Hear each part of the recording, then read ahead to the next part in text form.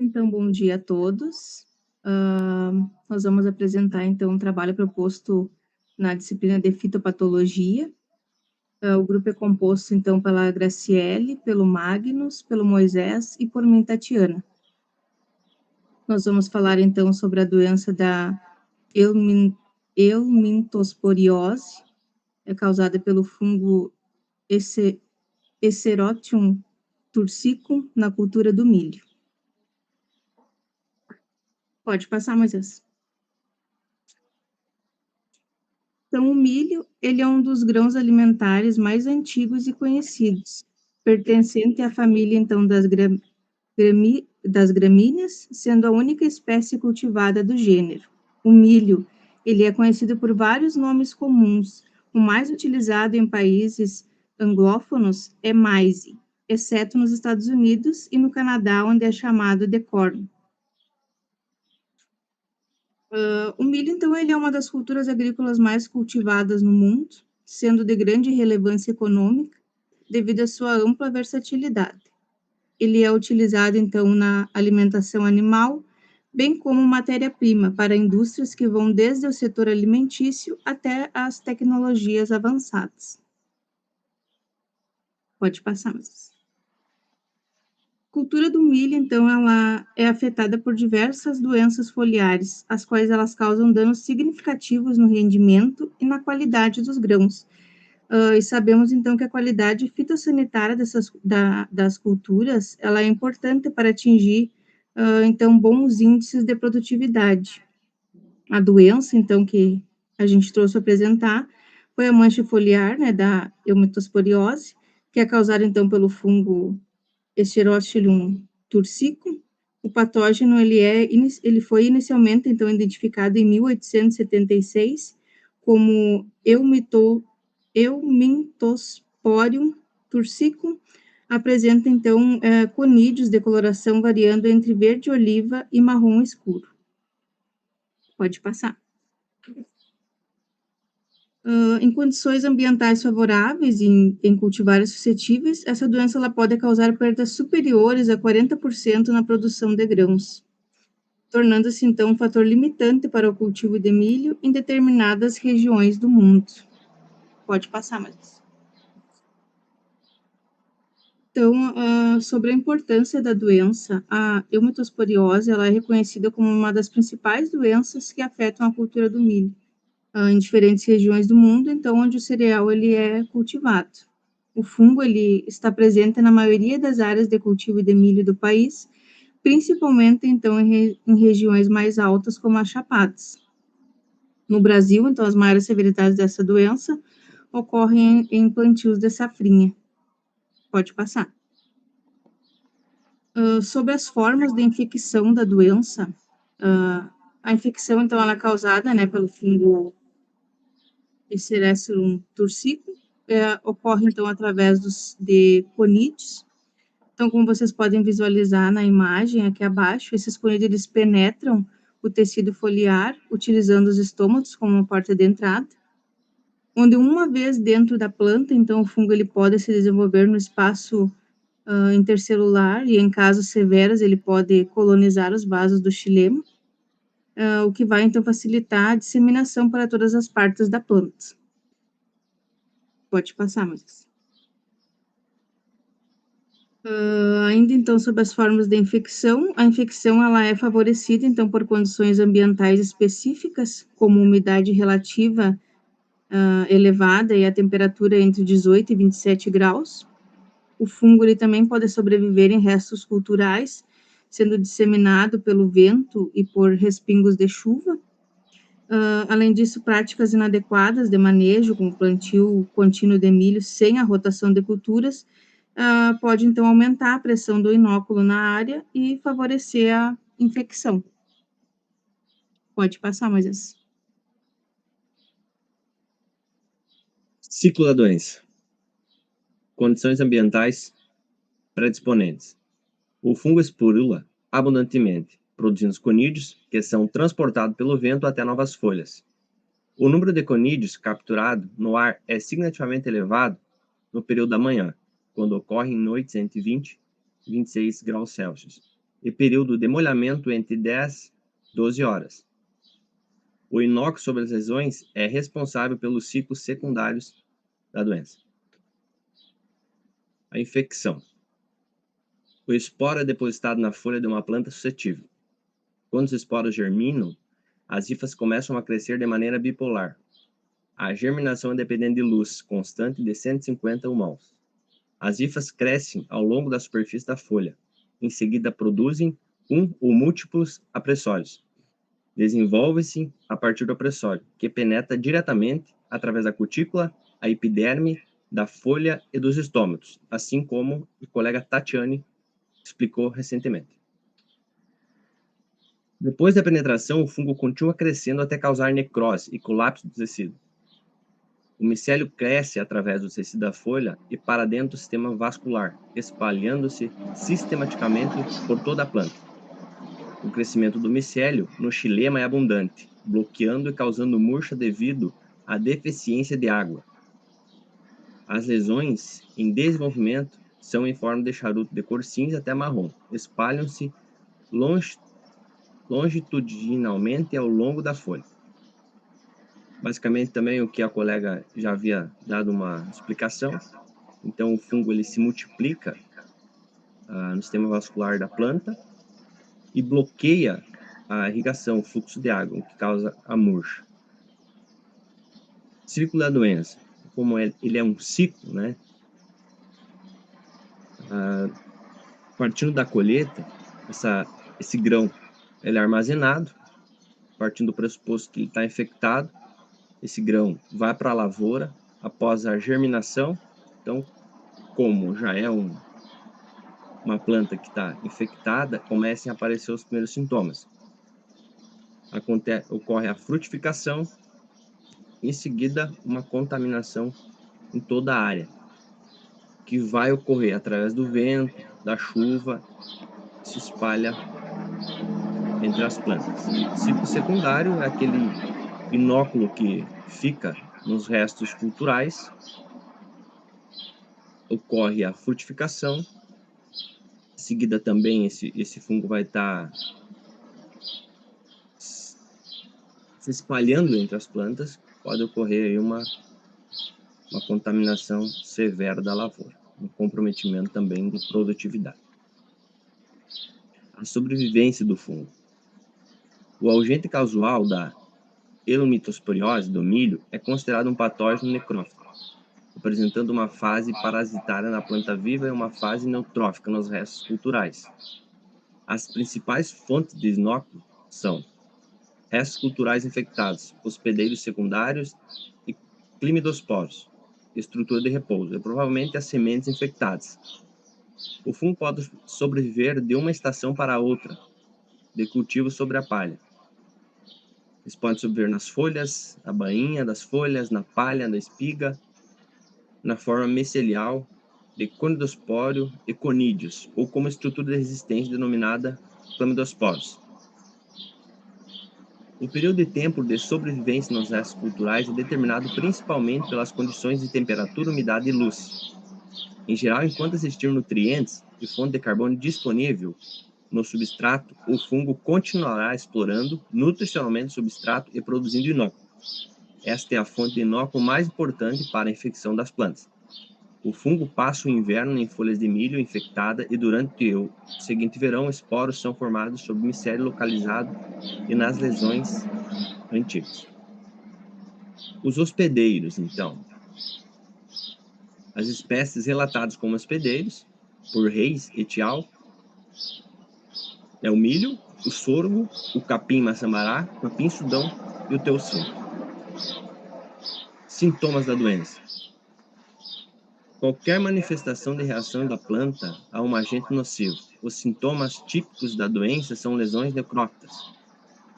necróticas, elípticas, medindo de 2,5 a 15 centímetros de comprimento. A coloração do tecido necrosado varia de verde cinza a marrom. As primeiras lesões aparecem nas folhas mais velhas, ou seja, as primeiras folhas lá na parte de baixo da planta.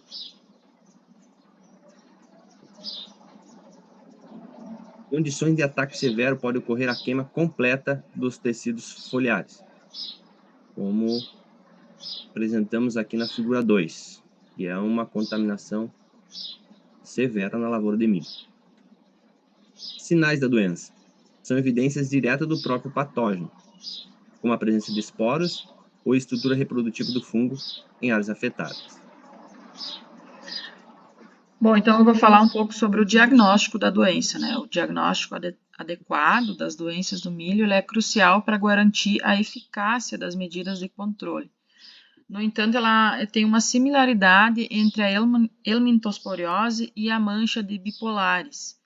Um olhar mais detalhado e a observação das características específicas de cada mancha pode auxiliar, então, na identificação precisa e na tomada de decisão sobre as medidas de controle mais adequadas. Pode passar, Moisés. Então, esse diagnóstico ele pode ser feito a partir de visualização, né, e coleta das amostras e laboratorial. Então, a coleta das amostras ela deve ser feita da seguinte forma. Então, caminhar em zigue-zague em cada talhão, retirando uma folha, né, para diagnose.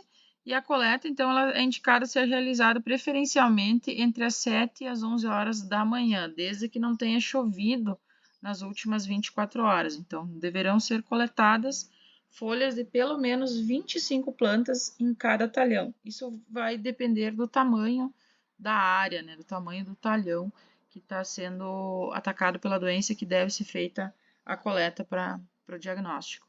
Pode passar. O diagnóstico visual, então, eles usam para quantificação precisa da severidade, né, o uso das escalas diagramáticas. Então, é feita a partir das amostras coletadas, né, folhas ou partes da planta, elas são visualizadas e elas podem apresentar 7 níveis de severidade. Entre 0,5, 10, 2,5, 6,5, 15,5, 30 e 54%. Então, onde amostras que são encontradas estão 54% de severidade, maiores, né, que 54, elas já estão proporcionando, então, a senescência foliar. Pode passar. O diagnóstico laboratorial ele é feito a partir dos postulados de Koch. O isolamento do fungo, então, ele é feito pelo método de fragmentos do tecido, né? Onde partes da planta infectada são colocadas em soluções de cloro por um determinado tempo. E, então, os materiais que são utilizados no processo, eles devem ser todos esterilizados, né? Para o manuseio dos fragmentos das plantas. Os fragmentos, eles são colocados em meio de cultura, onde o fungo vai se desenvolver, né? E no tempo de imersão correta em solução de cloro, apenas o patógeno sobrevive, né, e desenvolve-se fora do tecido foliar. Pode passar, Moisés. Depois que então é obtido o patógeno, ele vai ser isolado, né, por essa repicagem do segmento do patógeno, né, vai sendo isolado até se ter o patógeno puro, né. Então, a posteriori ele é inoculado em plantas sadias da mesma espécie e ele deve provocar a mesma sintomatologia observada nas plantas amostradas. Então, após isso, ele se desenvolver, é feito um reisolamento do patógeno e uma reinoculação do organismo. Então, se todas as etapas do processo atenderem e foram cumpridas, né, o organismo isolado ele é diagnosticado como agente patogênico responsável pelos sintomas observados. Pode passar.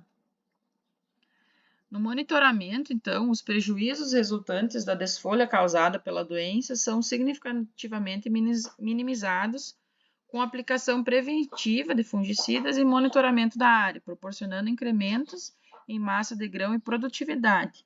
O MID, então, que é o manejo integrado de doenças, ele envolve diversas técnicas que, aliadas a tecnologias inovadoras de proteção de cultivo, torna possível proteger a produtividade do milho, mesmo em áreas com histórico de helmintosporiose, bipolares ou outras ameaças, né? Pode passar. E o MID, então, ele tem como objetivo, então, monitorar, regular e identificação precisa das doenças, o uso de cultivares resistentes ou tolerantes, rotação de culturas para quebrar ciclos de doenças, aplicação adequada e seletiva de fungicidas, irrigação adequada e espaçamento das plantas e uso de agentes de controle biológico quando aplicável. Ali temos uma imagem, então, das pessoas fazendo o monitoramento da área, né? Monitoramento constante, hoje é um dos primórdios dos controles das doenças. Pode passar, Moisés. E dentro, então, das formas de prevenção, as melhores e mais aplicadas seria, então, para o controle de túrcico, né? É a utilização da resistência genética, então, podendo ser vertical ou monogênica, resistência horizontal ou poligênica e ainda o ISR, que é a resistência sistêmica induzida. Pode passar. A resistência monogênica ela é conferida por 4 genes, HT, HT1, HT2, HT3 e HTN. A expressão da resistência conferida pelos genes HT1, HT2 e HT3 resulta em lesões cloróticas com pouca esporulação do patógeno. O agente HTN provoca aumento do período de incubação e retardamento do início da expressão dos sintomas da doença. Pode passar. A resistência vertical é mais utilizada nos programas de melhoramento visando a resistência à doença. No entanto, a resistência vertical é facilmente suplementada por novas raças do patógeno.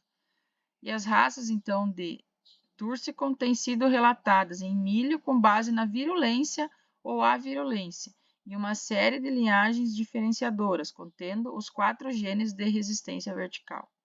Pode passar. A resistência horizontal, então, ela apresenta efetividade contra praticamente todas as raças e é difícil de ser suplementada por novas variantes do patógeno.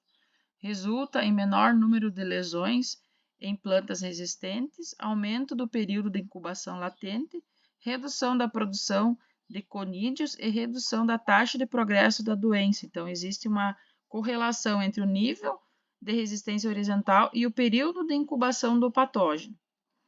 Pode passar. E ainda, então, sobre as formas de prevenção, está a resistência sistêmica induzida, então, que são produtos comerciais, ativadores químicos da resistência induzida. Ela é a ativação de mecanismos latentes de resistência por meio de uso de agentes bióticos ou abióticos.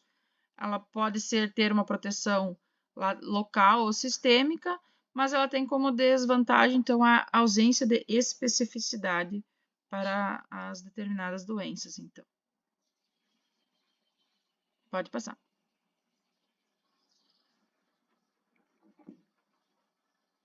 Entendido que é a doença, como acontece o ciclo dela, como a gente pode controlar ela, vamos partir para o controle.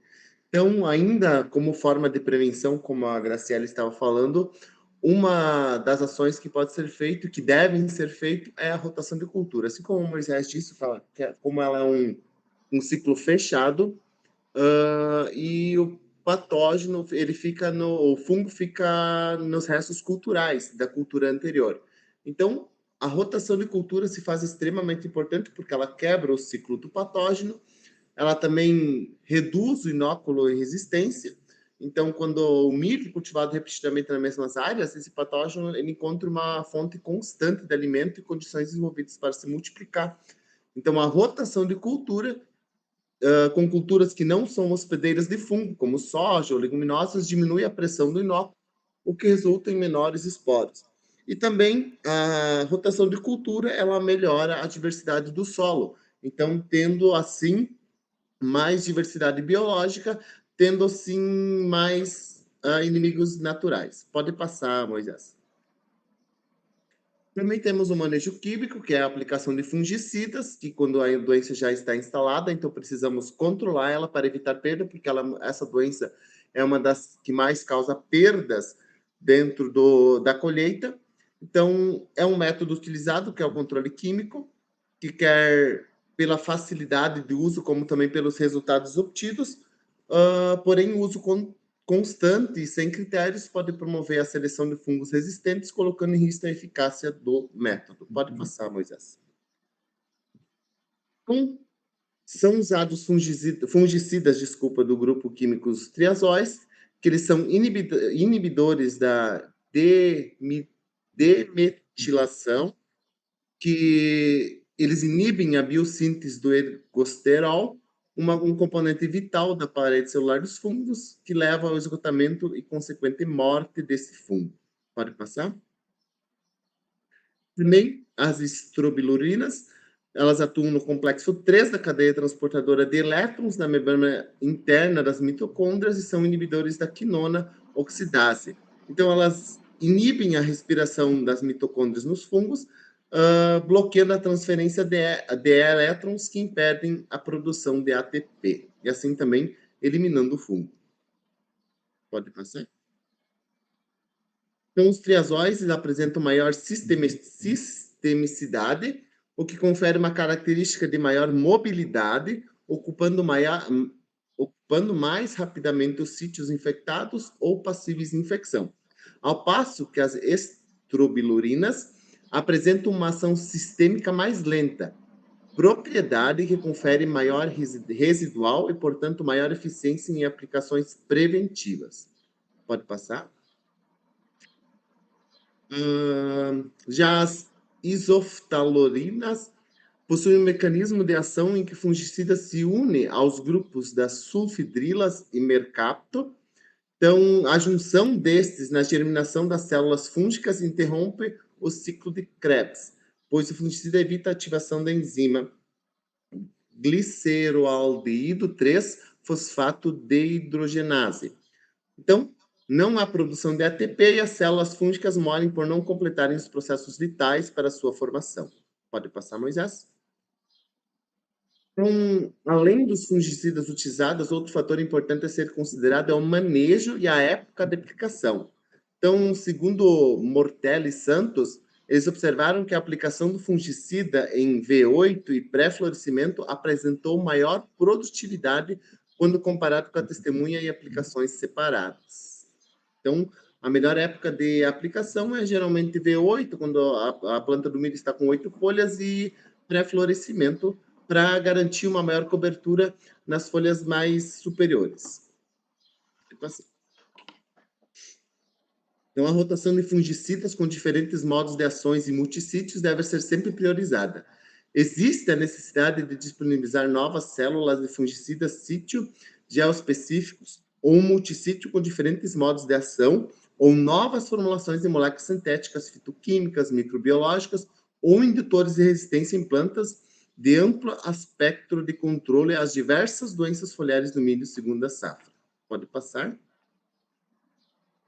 Então, a eficácia do controle realmente depende da idade da infecção. Por isso que, como a Graça estava falando, o monitoramento da lavoura ela é muito importante.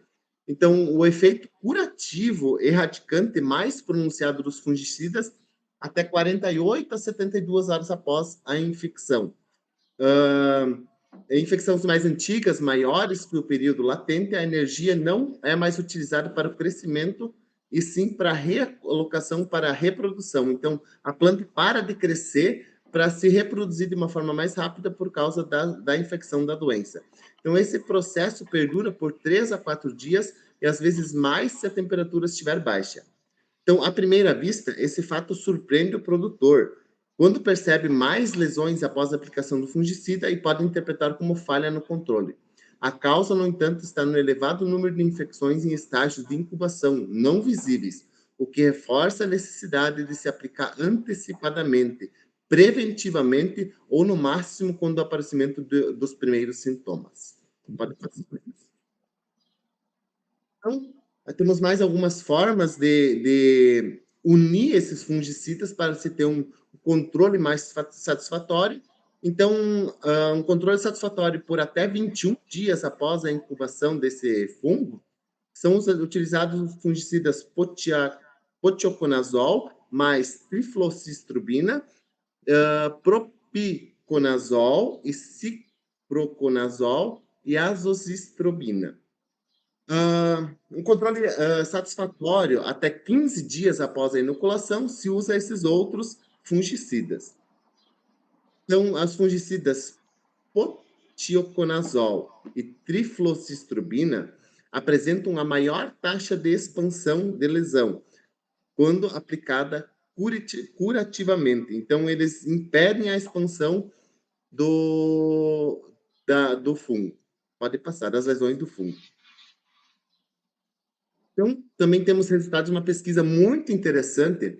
Gabriel Lima Reis Cunha ele fez uma monografia sobre a aplicabilidade e impactos alternativos para a redução da utilização de agrotóxicos. Posteriormente, deixarei o link para... É muito interessante ler toda essa monografia, que ela é muito interessante.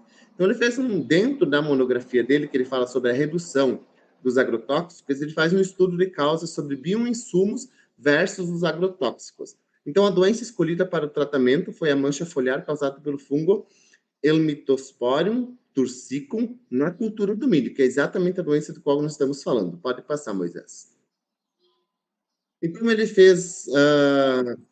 fizeram 5 aplicações, e eles nomearam como A, B, C, D e E, com 15 dias de intervalo entre cada uma delas. Pode passar.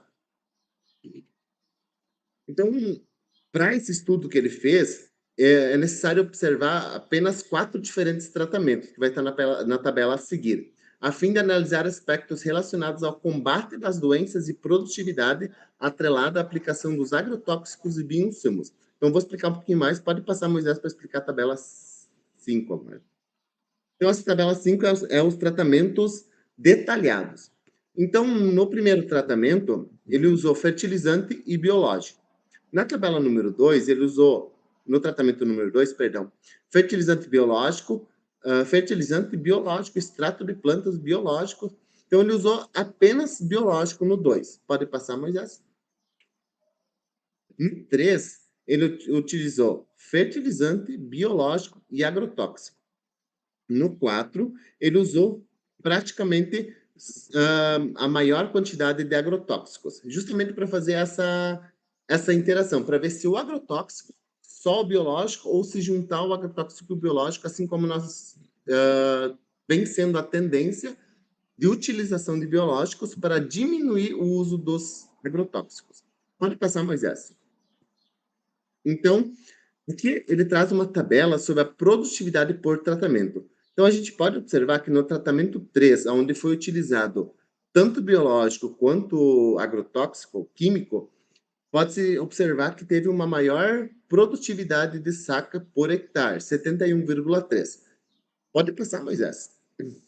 Dessa forma, visto que essa doença afeta diretamente a produtividade, observa-se que o tratamento 3 obteve a melhor performance produtiva quando comparado aos demais tratamentos. Vale destacar que neste manejo houve uma alternância entre bioinsumos e agrotóxicos, assim como eu já falei, além de necessitar uma aplicação a menos quando comparado ao tratamento que possui em sua totalidade defensivos químicos. Pode passar. Então, fazendo essa observação, a gente faz uma análise que a observação em relação à testemunha é possível analisar um aumento de produtividade em torno de 86%. Então, tal número expressivo se deve ao fato do tratamento número 1 não possuir nenhuma aplicação. O tratamento 2 e 4 destacam-se um aumento em torno de 25% na produção. Ambos os tratamentos possuem aplicação de combate à doença analisada, enquanto o 2, que possui em sua totalidade bioinsumos, e o 4 possui produtos de origem química. Dessa forma, entende-se através do experimento uma vantagem produtiva quando se faz a alternância nas escolhas do produto, destacando a redução ao uso de agrotóxicos para o incremento de bioinsumos. Pode passar?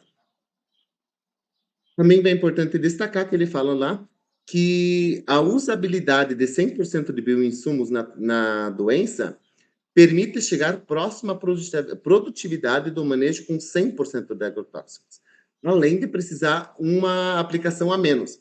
Então, pode-se concluir que a utilização desse produto aliado com a diminuição do produto químico mostra uma alta performance na prática, evidenciando os bioinsumos como uma promissora alternativa para a redução no uso dos agrotóxicos. Pode passar, Moisés.